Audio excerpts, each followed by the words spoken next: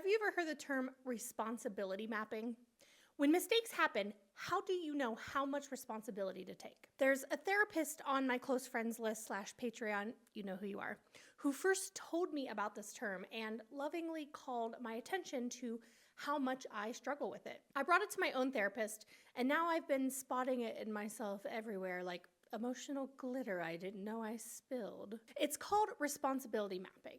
Responsibility mapping is learning to take the right amount of responsibility in a situation.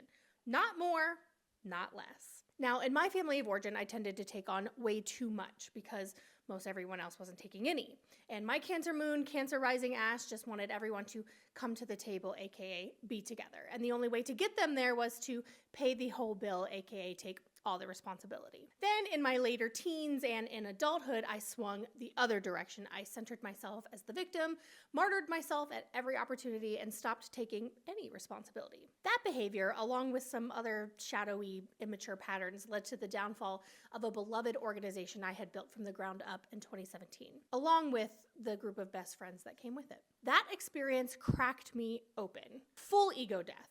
The folks from that organization and I spent the next 2 years doing deep repair work. And wouldn't you know it, I overcorrected again, this time toward taking too much responsibility as a trauma response to the loss. I became someone who was constantly trying to prove, hey, look everybody, it's okay, taking responsibility won't kill you. And if I take more than my share, maybe things will be a little safer. Even when my intention wasn't martyry, it's still a martyr move. Because as this therapist friend put it, when you take too little responsibility, you rob yourself of growth. And when you take too much, you rob someone else of growth. Whew! That line still takes my breath away, even now, even after turning it over in my mind every damn day. And further, I've found that the content creator journey of responsibility mapping is uniquely hard because you can have one person or 10,000 people telling you fucked up and you need to own it.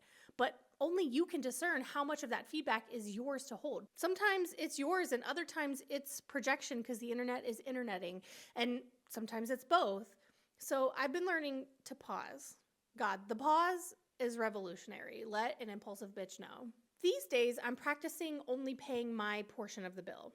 No more, no less. And then sitting in whatever comes next, which is often grief.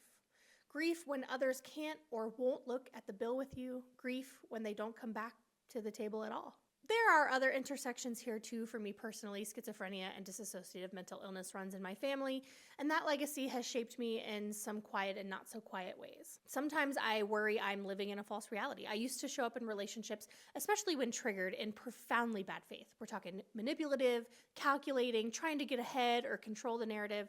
I've spent the last 8 years in the mud with that shadow, integrating it. And still, I worry, like, what if I'm lying to myself and don't know it? That's why, more than anything, the most important resource I've found is Village. You need people who will call you on your bullshit, who will lovingly interrupt your distortions, who will risk the friendship to help you see clearly. People who are doing their own work. My inner circle now is full of those people, and they're the reason I'm not afraid to keep showing up. Every single one of them has held me to the fire of responsibility when it was due. And when it comes specifically to responsibility mapping, I want to shout out my therapist, of course, but especially my friend and colleague, Chaneé Jackson Kendall of Intentional Polyamory, on the internets as Chaneé Speaks. This woman has the ability to lovingly yank me out of delusion, whether I'm taking too much or too little responsibility, and show me the map. Then she holds a space of grace while I spiral. And that's the magic. That's the thing. Having someone hold grace while I face the mirror is the only way I've been able to do the deepest work. Without that, I don't make it out of the shame spiral. Chaneé will remind you that all humans are messy and hold your hand while you clean your mess up. So if you need help with responsibility mapping, polyamory related or not, I can't recommend Chaneé enough. I will tag her here. You can go to the link in her bio and find all the different ways that you can book with her. I'm so blessed to call that woman my friend. And speaking of Chaneé, we are bringing back our hit workshop, You Wanna Be Polyamorous, but all ticket buyers get to choose from 3 dates, and this workshop will be going over responsibility mapping as well as a few other crucial relationship building and emotional intelligence tools. This workshop is perfect for anyone who is a human and has relationships with other people, but it will be directed at polyamorous people, though all are welcome. You can learn more about this workshop at remodeledlove.com.